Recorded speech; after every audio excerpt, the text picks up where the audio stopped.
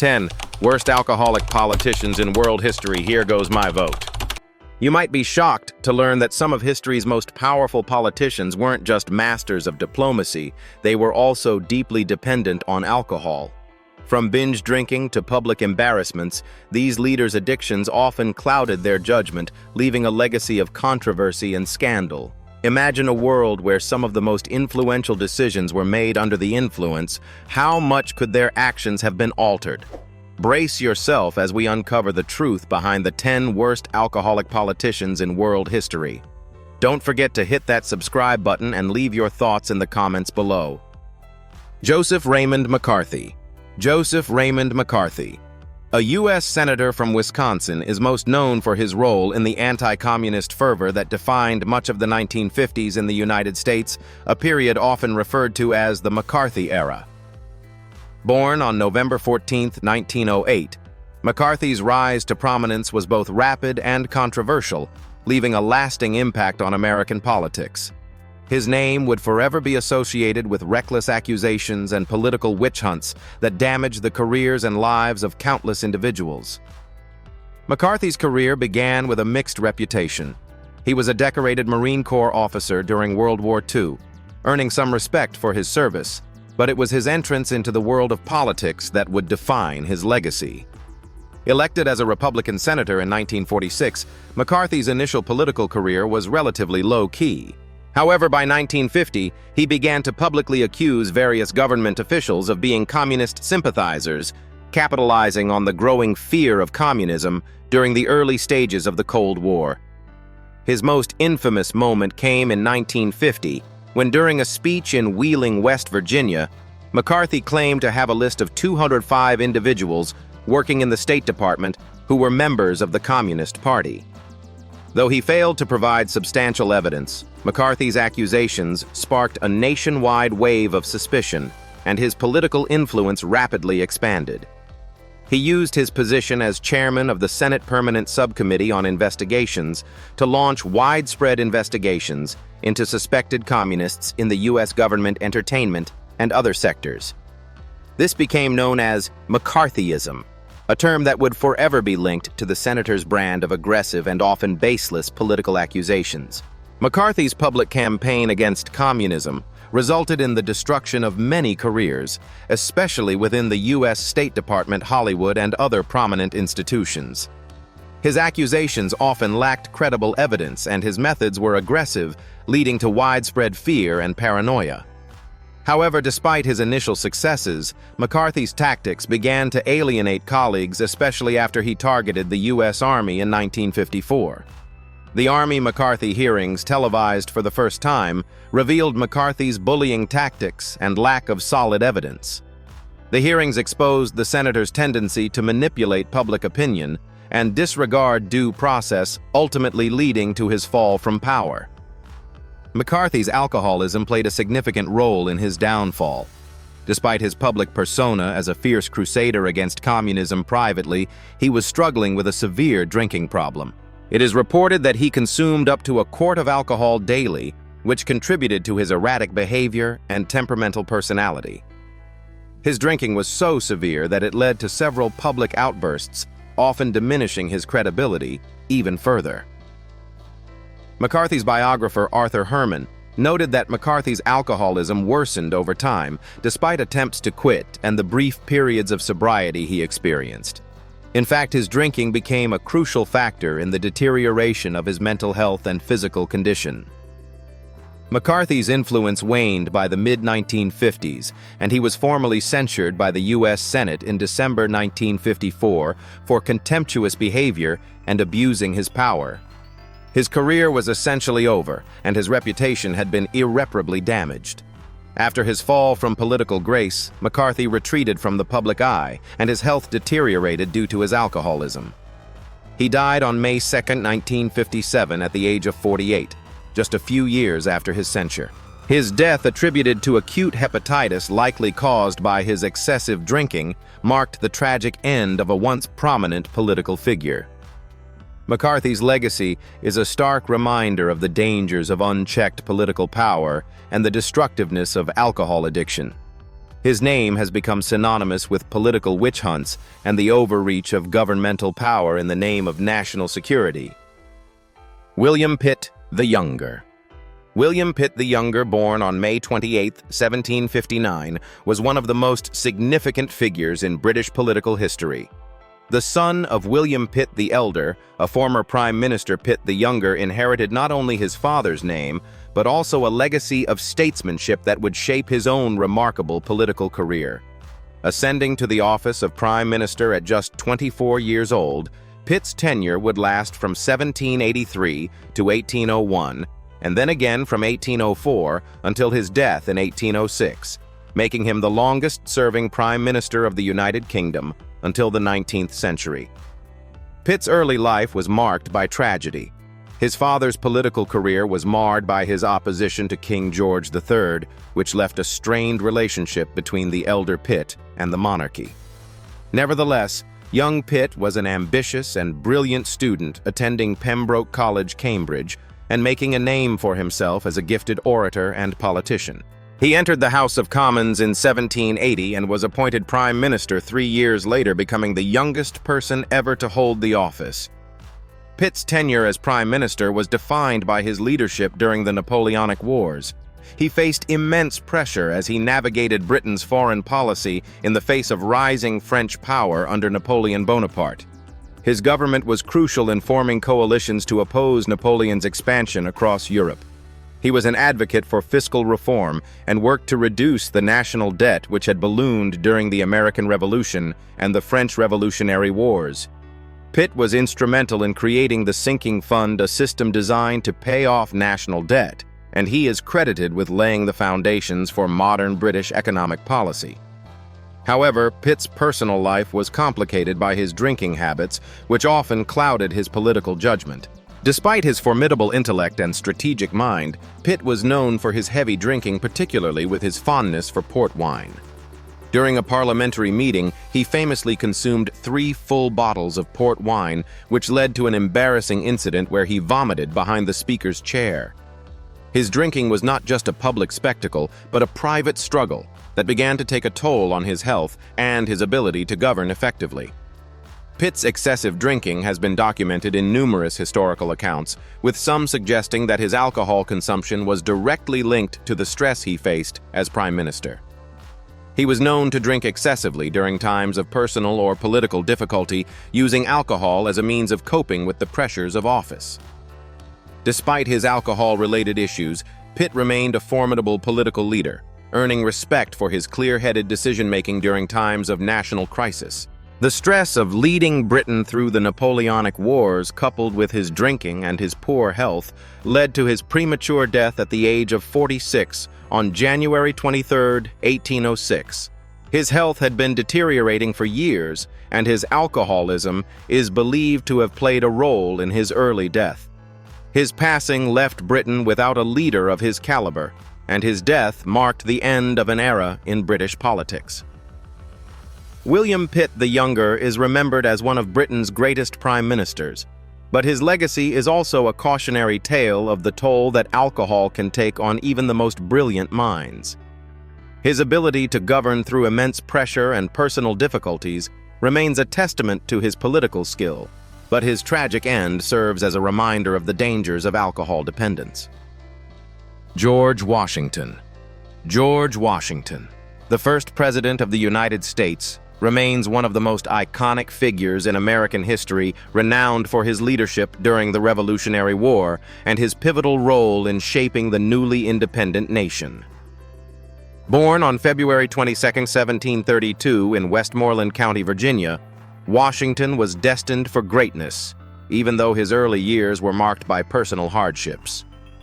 After the death of his father when he was only 11, Washington grew up as a landowner and military leader, establishing himself as a key figure in both the colonial and military circles. Washington's military career in the French and Indian War laid the foundation for his leadership skills. His brave and steady command during the Revolutionary War earned him the title of General of the Continental Army, and his victory at the Battle of Yorktown in 1781 marked the turning point in securing American independence. In 1789, Washington was unanimously elected as the first president of the United States, a position he held for 2 terms until 1797, establishing many presidential precedents, including the 2-term limit and the cabinet system of government.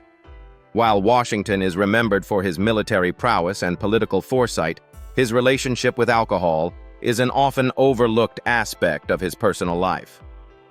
Washington was known to be a lover of fine wine rum, and particularly French wine, which he often enjoyed in diplomatic settings. His role in leading the Continental Army during the Revolutionary War even included providing his soldiers with daily rations of rum, which he believed boosted morale.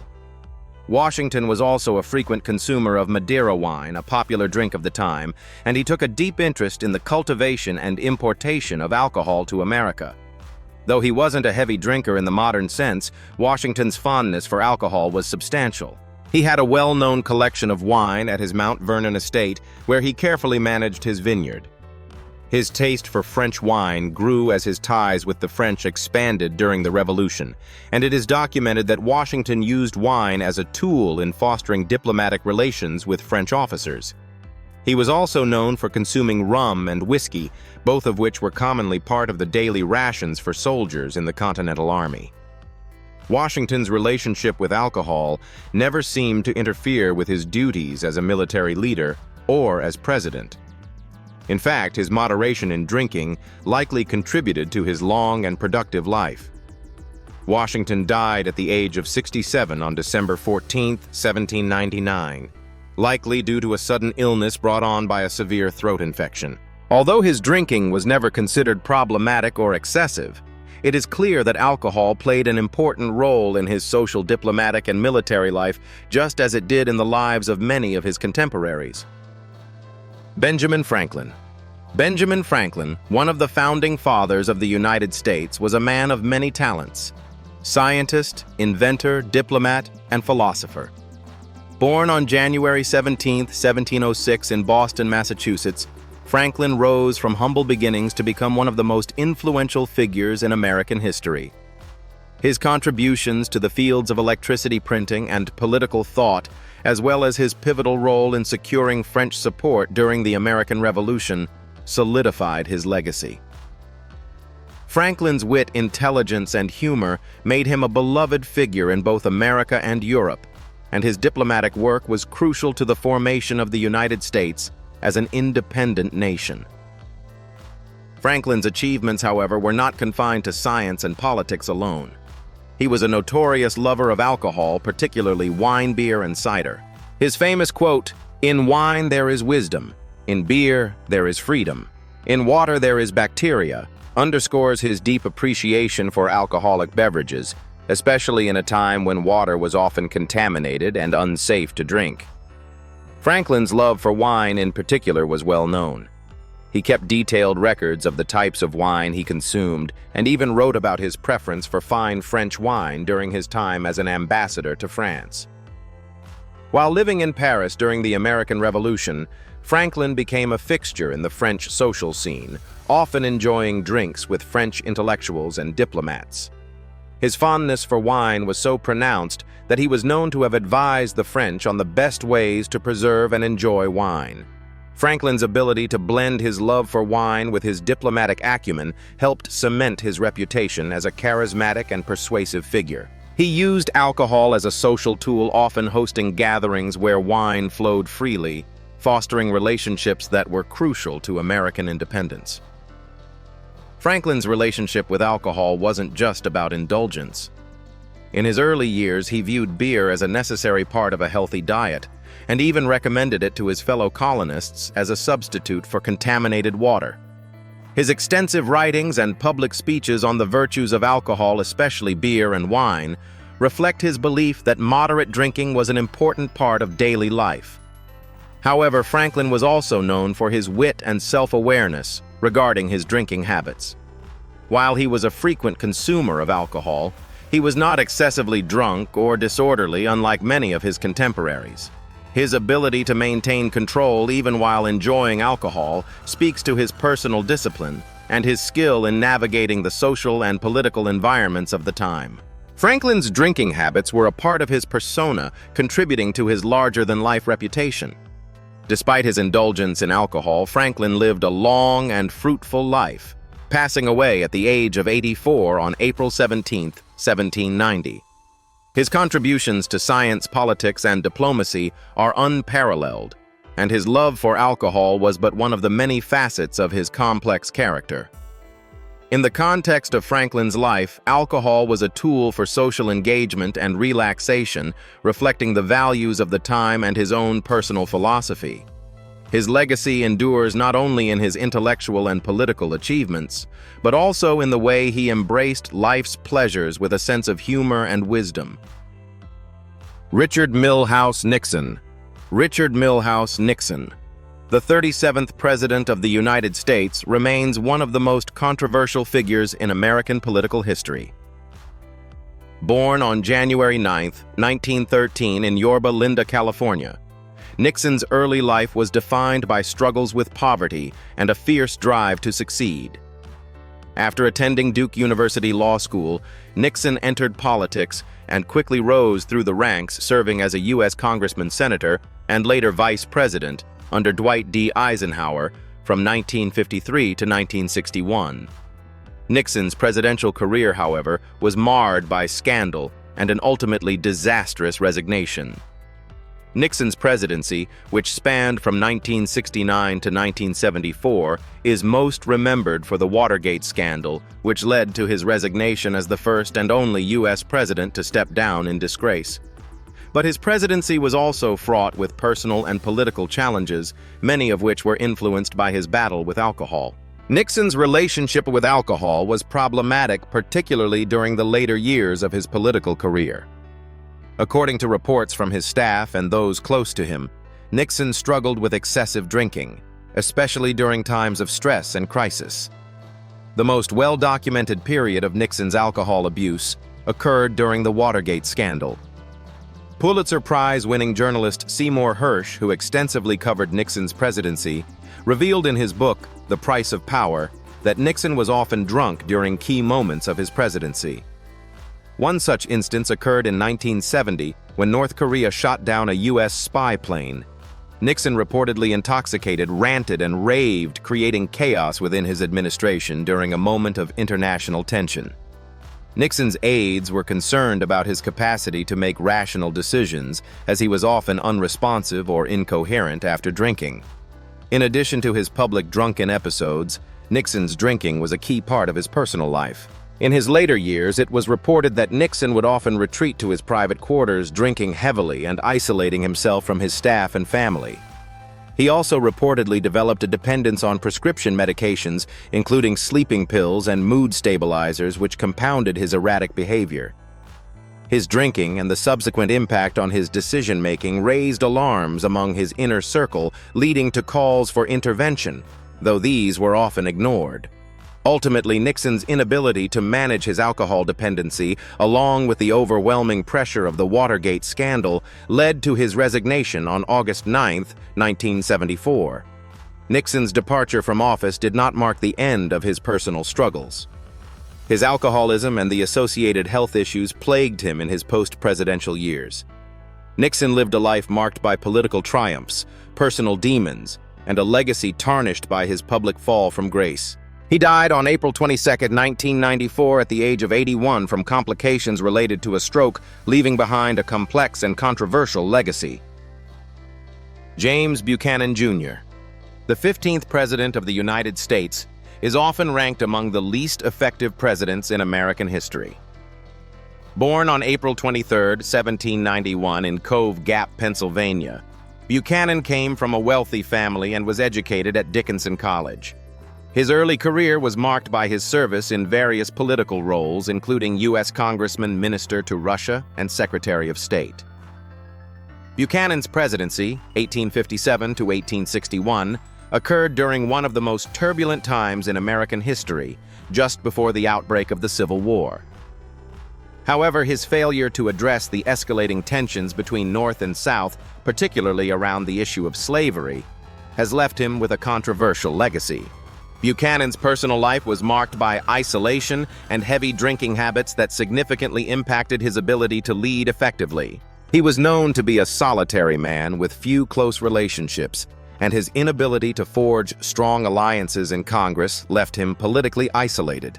As president, Buchanan's decision-making was often slow and indecisive, particularly as the nation was on the brink of civil war. He failed to take strong action to prevent the secession of Southern states after Abraham Lincoln's election, which ultimately led to the Civil War. One of the most significant and less-known aspects of Buchanan's life was his severe drinking problem. His drinking began during his college days at Dickinson College, where students often engaged in heavy drinking, a culture Buchanan quickly adopted. Over the years, Buchanan's alcohol consumption increased dramatically, and by the time he became president, it was reported that he consumed up to 10 gallons of whiskey per week, a staggering amount for any individual. His addiction to alcohol was so pronounced that it was said to have contributed to his poor judgment and decision-making ability while in office. There are various historical accounts of Buchanan's behavior under the influence of alcohol, with many suggesting that his alcoholism influenced his inability to decisively act during the secession crisis. Historians have speculated that his drunkenness contributed to his ineffective leadership, particularly when it came to handling the issue of slavery and the Southern states' increasing demands for independence. Buchanan's failure to address the crisis decisively allowed tensions to escalate, ultimately contributing to the outbreak of the Civil War under Lincoln's presidency. Buchanan's drinking was not a well-kept secret. There were numerous reports of him hosting parties where alcohol flowed freely, and it was not uncommon for guests to witness his intoxication. One of the most famous incidents occurred when Buchanan reportedly drank 450 bottles of wine and champagne during a single party at a local saloon in Washington, D.C. Buchanan's excessive drinking did not go unnoticed by his contemporaries, many of whom viewed his behavior as reckless and irresponsible, particularly given the national crisis that was brewing. Despite his alcohol-induced lapses in judgment, Buchanan's legacy remains controversial. He is often remembered as a president who failed to act in the face of national disunity, allowing the country to spiral into civil war. Buchanan died on June 1, 1868, at the age of 77. His death marked the end of a presidency that many historians consider to have been one of the least successful in U.S. history, marred by personal flaws, including his alcoholism, which undoubtedly played a role in his political ineffectiveness. Boris Nikolaevich Yeltsin. The first president of Russia after the collapse of the Soviet Union was a pivotal figure in Russian and world history. Born on February 1, 1931 in Sverdlovsk, now Yekaterinburg, Yeltsin rose through the ranks of the Communist Party to become a prominent politician. But it was his role in the dissolution of the Soviet Union and the establishment of a new democratic Russia that earned him global recognition. Yeltsin's political career began in the Soviet era, where he served as a regional leader and quickly gained a reputation for his unorthodox, often blunt style. He was known for challenging the party establishment, which led to his ousting from the Communist Party in 1990. However, he managed to recover and won the presidency of Russia in 1991. His election marked a significant turning point in Russian history, as it symbolized the end of the Soviet system and the beginning of a new era of political and economic restructuring. Yeltsin's presidency was marked by radical reforms, including the privatization of state-owned industries and the introduction of a market economy. However, his time in office was also fraught with immense challenges, including economic instability, high inflation, and widespread corruption. Perhaps most significantly, Yeltsin oversaw the chaotic dissolution of the Soviet Union in 1991, a moment that changed the geopolitical landscape of the world. However, Yeltsin's legacy is not just shaped by his political decisions, but also by his personal struggles with alcoholism, which became a widely known aspect of his public life.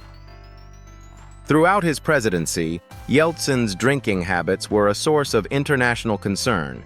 His fondness for vodka was well documented, and there were numerous public incidents that embarrassed both him and his country. In one notable episode in 1994, Yeltsin was seen wandering the streets of Washington, D.C. in his underwear in a drunken stupor searching for a pizza. This incident became a symbol of the erratic behavior that was increasingly associated with his presidency. In addition to this, there were several other embarrassing moments that occurred while Yeltsin was intoxicated, such as when he conducted a military orchestra in Berlin while drunk.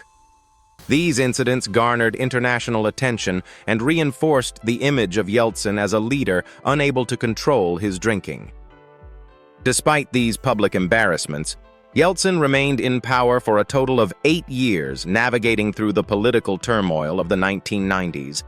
Though his alcohol dependence clearly impacted his public image and decision-making abilities, Yeltsin's drinking problem was also a source of concern within the Russian government. His aides and advisors frequently worried about his capacity to make important decisions while under the influence. There were reports that American officials often arranged meetings with him early in the morning to avoid dealing with a drunk leader. Despite these issues, Yeltsin remained a powerful figure in Russian politics until he resigned in 1999, handing over power to his successor, Vladimir Putin. Yeltsin passed away on April 23, 2007, at the age of 76 from heart failure. His legacy remains complicated. While he played a key role in dismantling the Soviet Union and promoting democratic reforms, his personal struggles with alcoholism and the chaotic nature of his leadership left a controversial mark on Russian history. Despite the setbacks, Yeltsin is often credited with having led Russia through a pivotal period of transformation. Ulysses Simpson Grant. The 18th President of the United States is most remembered for his role as a Union general during the American Civil War, where his leadership played a crucial role in securing victory for the North. Born on April 27, 1822 in Point Pleasant, Ohio, Grant's early life was unremarkable, but his military career would eventually define his legacy. Despite his humble beginnings and struggles with alcoholism, Grant became one of the most significant figures in American history. Grant attended the United States Military Academy at West Point, graduating in 1843. After serving in the Mexican-American War, he faced a series of disappointments in his early military career, including being assigned to remote posts and leaving the Army in 1854. After a brief and unsuccessful stint in civilian life, Grant rejoined the military at the onset of the Civil War. His victories in battles like Fort Donelson, Vicksburg, and Chattanooga earned him national recognition, and in 1864, President Abraham Lincoln promoted him to General-in-Chief of the Union Army. Grant's relentless pursuit of the Confederate forces and his strategy of total war led to General Robert E. Lee's surrender at Appomattox Courthouse in April 1865, effectively ending the Civil War. After the war, Grant was elected as the 18th President of the United States in 1868, serving 2 terms in office. His presidency was marked by efforts to rebuild the nation post-war, but it was also marred by political corruption and scandal, particularly involving his close associates. Despite his military success, Grant's presidency is often remembered for its inability to curtail the rampant corruption that plagued the government during Reconstruction. Grant's relationship with alcohol is one of the more controversial aspects of his life. Though he was not an alcoholic in the traditional sense, he struggled with excessive drinking throughout his career, particularly during stressful periods. His drinking became a matter of concern during his military service. It was well documented that during his early years in the Army, Grant had a strong affinity for whiskey, and some reports suggest that his drinking habits hindered his performance at times. His personal struggles with alcohol resurfaced during his presidency. In his memoirs, Grant openly discussed his battle with alcohol, acknowledging that he had been drinking heavily during key moments of his military career. His drinking problem became so well known that it was the subject of much gossip and concern, particularly during the years when his presidency was beset by scandals involving his associates. Grant himself was aware of the negative impact his drinking had on his career and sought help to control his behavior. There are even accounts of his friends and colleagues intervening to help him get sober. Grant's alcohol use, however, did not prevent him from maintaining a high level of professionalism and effectiveness, especially in his military career. While he occasionally struggled with excessive drinking, many historians note that he was able to carry out his duties effectively. He was often seen as a functional alcoholic able to perform his duties with competence despite his personal demons. Ulysses S. Grant's life came to an end on July 23, 1885, when he died of throat cancer at the age of 63. In his later years, Grant had overcome his alcoholism and completed his famous memoirs, which were published posthumously and received critical acclaim for their honesty and insight into the Civil War. Today, Grant is remembered as a brilliant military leader and a president whose ability to confront adversity and personal challenges became a defining feature of his legacy. His struggle with alcohol is an integral part of his life story, reflecting the human flaws that even the greatest leaders must grapple with. Elizabeth Angela Marguerite Bowes-Lyon, better known as the Queen Mother, was born on August 4, 1900 in London, England, into the aristocratic Bowes-Lyon family. She became a prominent figure in British public life as the wife of King George VI and the mother of Queen Elizabeth II. Her role as consort to the king during World War II earned her widespread admiration for her strength, dignity, and unwavering support of her husband during the war. After the death of her husband in 1952, Elizabeth became known as the Queen Mother, a beloved figure in British and world history, who lived a remarkable 101 years before passing away on March 30, 2002. The Queen Mother's legacy is not just defined by her royal duties and role in supporting her husband's reign, but also by her personal life, which included a well-documented fondness for alcohol. Her drinking habits became famous, particularly in her later years, as she maintained a daily routine that involved regular consumption of alcohol, a lifestyle that was typical for the British aristocracy during her time. The Queen Mother was known to start her day with a gin and Dubonnet, a mixture that became iconic and is now famously known as the Queen Mother cocktail. She would follow this with wine or champagne, and by the evening she would often have more alcohol, sometimes with dinner, sometimes after a long day of public engagements. It is said that she consumed an average of 70 units of alcohol a week, far exceeding the current recommended limits for women in the United Kingdom. Her fondness for alcohol was so widely known that it became a subject of lighthearted public fascination. Even though she was sometimes criticized for her heavy drinking, especially later in life, her ability to maintain sharpness and composure despite her alcohol intake was often noted by those around her. Her personal doctor, Sir Michael Peat, once remarked that she was in remarkably good health despite her drinking habits, and she lived to see 101 years, making her one of the longest-lived members of the British royal family.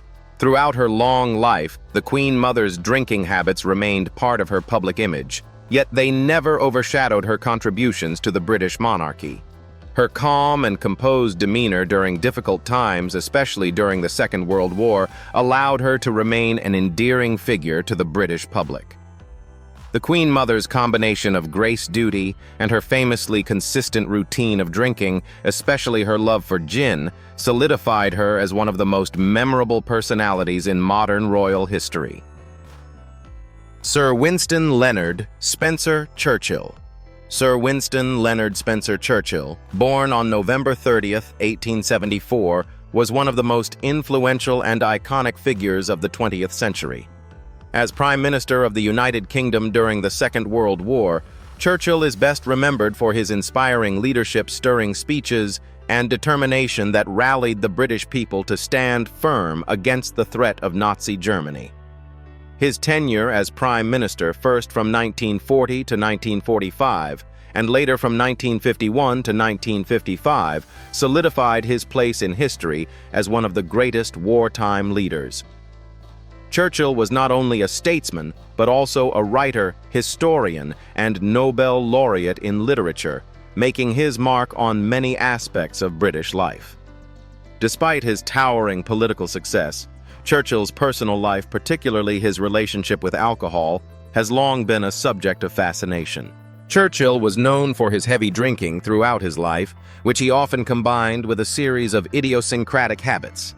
His fondness for alcohol became a defining part of his public persona, contributing to both his image as a larger-than-life figure and to the way he approached both politics and life in general. Churchill famously started his day with a glass of champagne for breakfast, followed by a series of drinks throughout the day, including whiskey, brandy, and gin. A man of remarkable endurance, Churchill's tolerance for alcohol was legendary. He is reported to have consumed as many as 4 glasses of champagne, multiple glasses of wine, and several whiskey or gin cocktails each day. His choice of drinks was as varied as his political career, and he often enjoyed them in the company of other world leaders such as Franklin D. Roosevelt, with whom he shared a special bond during the wartime conferences. Despite his high alcohol intake, Churchill maintained remarkable political effectiveness, and his ability to maintain his composure even in the most stressful moments contributed to his legendary status. Churchill's relationship with alcohol was somewhat paradoxical. While he was known to drink heavily, he reportedly never appeared publicly intoxicated, and his speeches and actions in times of war demonstrated a sharp mind and a sense of determination.